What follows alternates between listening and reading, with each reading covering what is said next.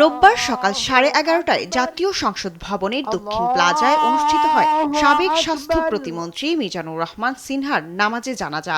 এতে অংশ নেন প্রধানমন্ত্রী তারেক রহমান।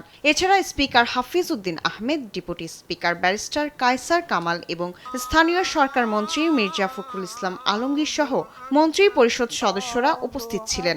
জানাজায় ইমামতি করেন জাতীয় সংসদ সচিবালয়ের সিনিয়র পেশ ইমাম আবু রায়হান। জানাজা শেষে প্রধানমন্ত্রী তারেক রহমান পুষ্পস্তবক অর্পণের মাধ্যমে মিজানুর রহমান সিনহার প্রতি শ্রদ্ধা জানান। পরে অন্যান্য নেতারাও শ্রদ্ধা নিবেদন করেন। এরপর মিজানুর রহমান সিনহার রুহের মাগফিরাত কামনায় দোয়া ও মোনাজাত করা হয়।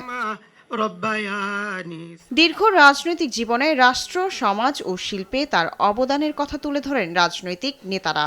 দিলখোলা মানুষকে আমরা হারালাম। তিনি শিল্পক্ষেত্রেও অনেক কৃতিত্বের স্বাক্ষর রেখেছেন, সাথে সাথে জাতীয় সংসদে এবং তার রাজনৈতিক জীবনেও সকলের কাছে প্রিয়ভাজন হয়েছিলেন।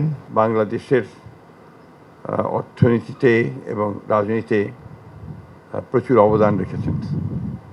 তার মৃত্যুতে নিঃসন্দেহে আমরা একজন জনহিতৈষী, সৎ রাজনীতিককে হারালাম। গেল শুক্রবার রাতে সিঙ্গাপুরের একটি হাসপাতালে চিকিৎসাধীন অবস্থায় শেষ নিঃশ্বাস ত্যাগ করেন মিজানুর রহমান সিনহা।